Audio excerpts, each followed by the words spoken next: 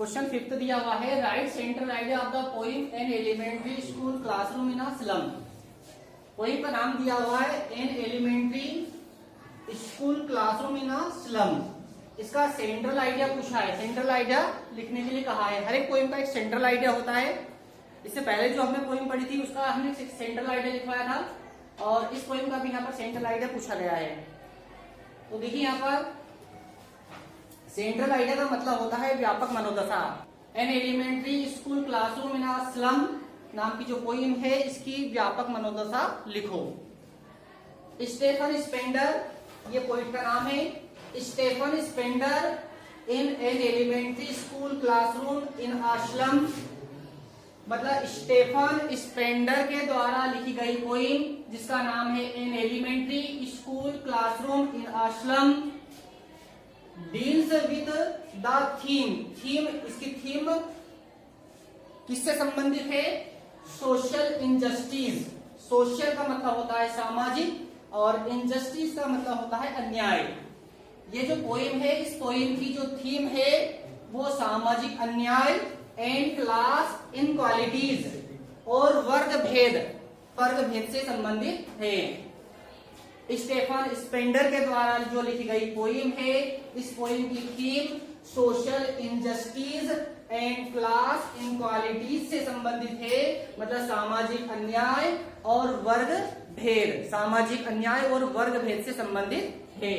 The children of slum ये जो बच्चे हैं the children of slum school जो स्लम स्कूल में पढ़ने वाले जो बच्चे हैं आर लाइक वो किसके समान है? The scum of the earth. Scum का मतलब होता है मेल ऑफ द अर्थ। जो ये अर्थ है अर्थ का मेल बताया गया है मतलब ये जो बच्चे हैं जो स्लम वाली जो स्कूल है इस स्कूल में जो बच्चे पढ़ने जाते हैं ये सारे बच्चे इन बच्चों की तुलना किससे की है? स्कम ऑफ द अर्थ है पृथ्वी के मेल से की है मतलब ये बच्चे हैं ये क्या है? स्कम ऑफ द अर्थ पृथ्वी के मेल जैसे हैं।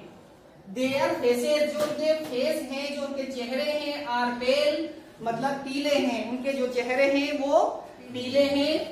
देयर हेयर उनके जो हेयर है उनके जो बाल हैं are turn around.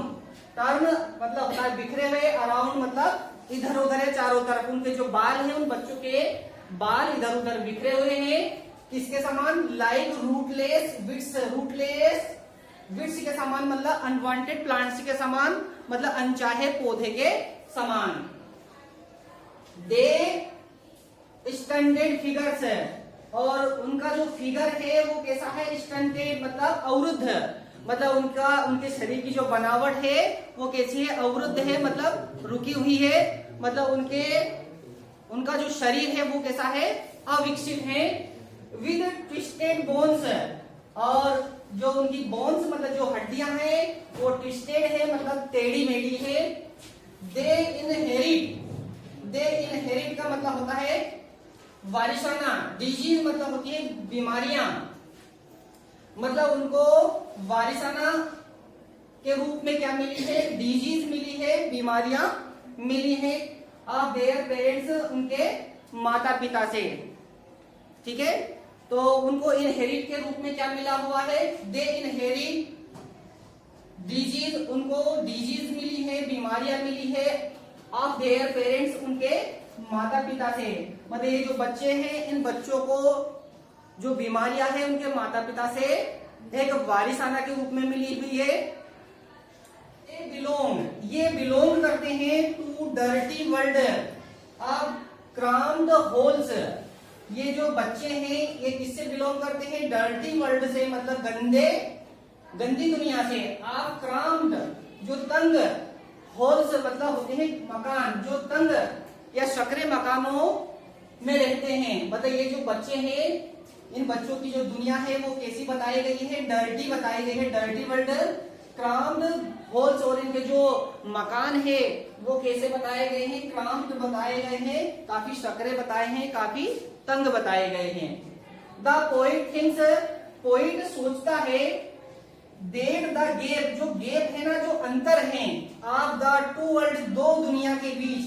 To world ये जो दो दुनिया के बीच जो अंतर है, कौन सी दो दुनिया, एक तो इन बच्चों की दुनिया और एक ये जो बाहर की जो दुनिया है, इनके बीच में जो गैप है उस गैप को क्या करना चाहिए, मस्ट बी एब्रिज्ड, क्या कर देना चाहिए, उस गैप को एब्रिज्ड कर देना चाहिए, संक्षिप्त कर देना चाहिए, थोड़ा सकरा कर देना चाहिए, या मतलब उस गैप को खत्म कर देना चाहिए।